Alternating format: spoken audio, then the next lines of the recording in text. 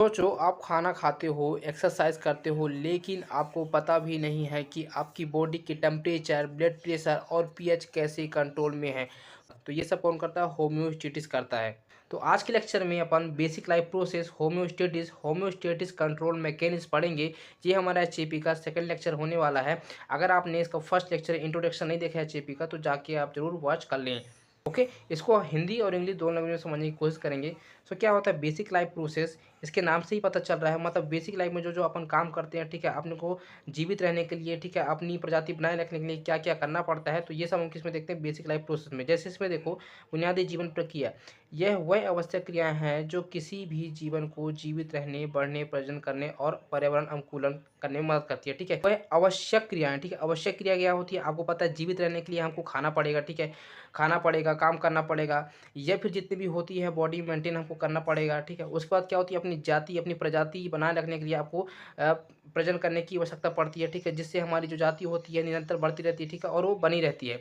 और पर्यावरण के हिसाब से अपने आप को कैसे अनुकूलन करना है, ठीक है, कैसे हमको पर्यावरण के हिसाब से ढलना है, रहना है, तो ये सब भी हमारे किसके अंदर आता है? बेसिक लाइफ प्रोसेस के अंदर ही आता है, ठीक है। इसको और आगे डिटेल में पूरी समझने की कोशिश करेंगे। ओके, उसके बाद अपन देखेंगे होम्योस्टेटिस। तो होम्योस्टेटिस क्या होती है? समस्थिति। आंतरिक और बाह्य पर्यावरण स्थितियों में भिन्नता के कार्य प्रणाली को बनाए रखने में जीव में क्षमता। तो आप अब ऐसा समझो जैसे कि ये हमारा होम्योस्टेटिस हो गया, ठीक है। अब होम्योस्टेटिस हमारा मान लीजिए कि एक ह्यूमन हो गया, ठीक है, ह्यूमन हो गया।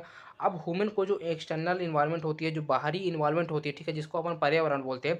तो पर्यावरण में अंदर क्या क्या आता है? हवा, पानी, पॉल्यूशन, ठीक है, वाटर, ये सब इसके अंदर आते हैं। उसके बाद भी जो हमारा ह्यूमन रहता है, मतलब जो आदमी रहता है, जो हम रहते हैं, तो कैसे अपने आप को कैसे मेंटेन करके रखता है, ठीक है, हवा से, पानी से, पॉल्यूशन से, पर्यावरण से। तो ये सब भी हम होम्योस्टेटिस के अंदर पढ़ेंगे, ठीक है। तो आप वीडियो के एंड तक बने रहें, इसको पूरा समझने की अपन कोशिश करेंगे। फिर क्या होता है? होम्योस्टेटिस कंट्रोल मैकेनिज्म, समस्थिति नियंत्रण तंत्र, जिसमें जीव अपने शरीर के आंतरिक वातावरण, ठीक है, आंतरिक वातावरण जैसे तापमान, रक्तचाप, शर्करा स्तर और संतुलित बनाए रखता है, ठीक है। अब क्या होता है? जैसे एक जीवित व्यक्ति, ठीक है, जीवित व्यक्ति हो सकता है, जीवित शरीर हो सकता है, या फिर ह्यूमन हो सकता है, या फिर एनिमल्स हो सकते हैं, ठीक है। तो अपने अंदर कैसे, मतलब तापमान को, ठीक है, टेम्परेचर वगैरह को कैसे, पीएच को कैसे, अपना शुगर वगैरह को कैसे कंट्रोल करके रखता है, तो ये सब कौन करता है? हमारा होम्योस्टेटिस कंट्रोल मैकेनिज्म के अंदर ये सब आते हैं, ठीक है। तो आप वीडियो के एंड तक बने रहें, इसको हम पूरा समझने की कोशिश करेंगे।